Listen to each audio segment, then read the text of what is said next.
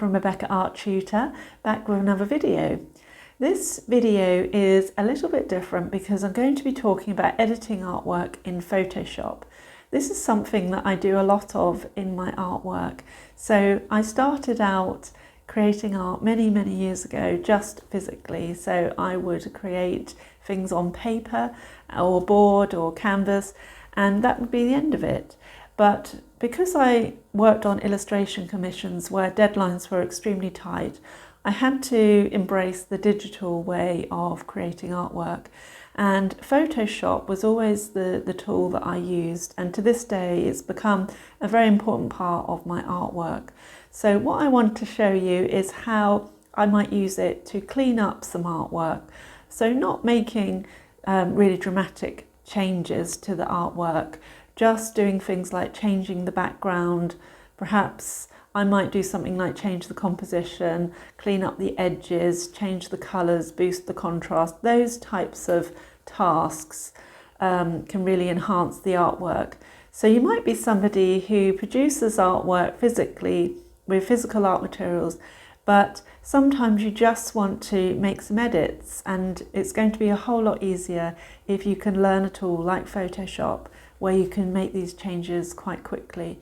So I would like to share with you some of the things that I do with my artwork where I might want to edit it just in quite basic ways, and show you some of the tools that I use in Photoshop to do that. So let's get into it, let's see what's involved.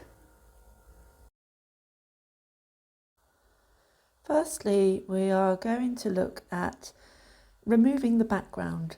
So when we scan in an artwork, often we can find that the white background of the paper, or whatever colour of the paper, is there in the scan, and we don't always want that. So how do we remove it? Let's have a look.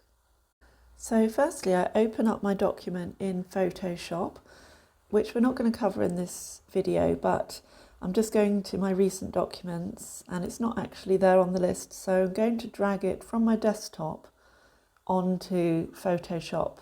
And this is a quick way of just opening a document.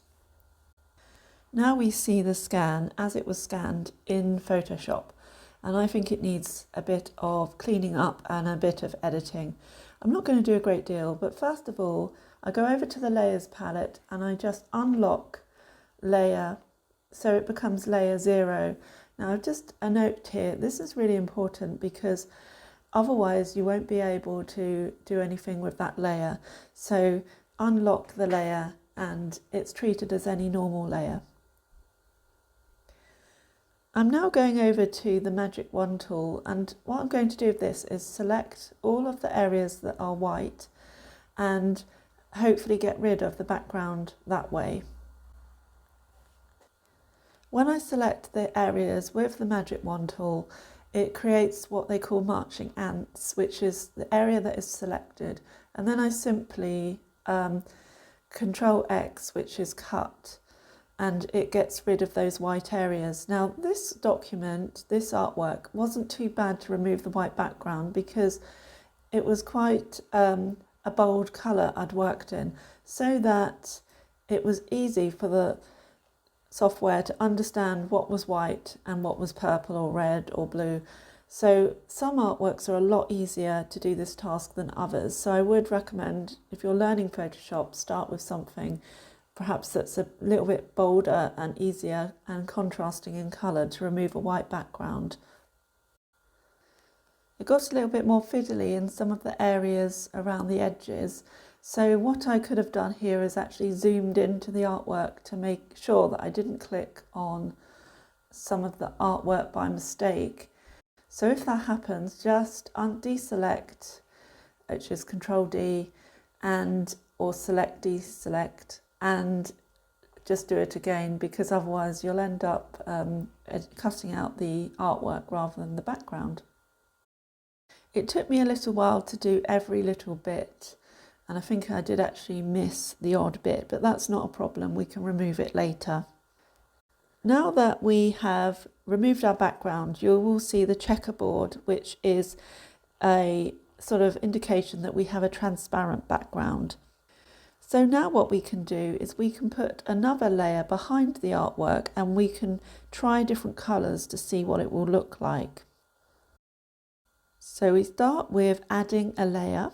Now to do this, I went down to the little icons just on the far bottom right, and I clicked on the add button, which is new layer, but there are many ways to add a new layer. You could right click and add a new layer, or you could go to the menu under layers and click new layer.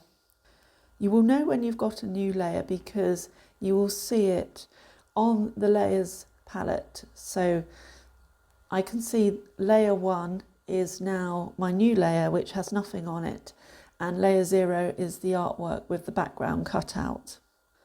Because I want my background behind the artwork, I have shifted up layer 0, which is the one with the artwork, on the top.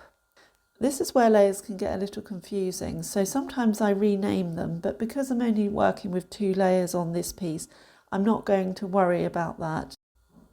Now that we've got our layer under the artwork, we can find out what colour might work best in the background. So I go to the far bottom left and I go to that palette there. I'll just zoom in so you can see it, and then I will be able to choose a colour. So can you see that icon there where that will enable me to select a colour for the background? So I just click on that and the colour palette comes up, the colour picker. Now what I could do is I can select a colour that's quite close to the artwork or in the artwork by using the colour picker. Or I could just mess around clicking on different parts of the colour picker to see what colour might work. Because we've got a separate layer, it means it's not a big deal if I get the wrong colour because I can just change it, it's on a different layer. So I've gone for this kind of mauvey blue. I think that would look rather nice. Let's try it and see what that looks like. So I now select the layer, edit and fill that layer with that colour, which is the foreground colour. There we go. So it's a mauvey colour. It works quite nicely. I like the look of that, so I'm going to keep it. What I have noticed there by selecting the background is that I have a little bit of white left over, so I have to go back onto the artwork layer and remove that. But other than that, I have got rid of the background and I have replaced it with a different colour.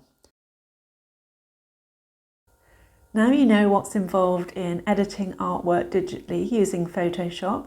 I hope you found that useful, and if you are considering perhaps getting a tool where you can edit your artwork or embracing the digital side of image making, then I think this video would have been useful.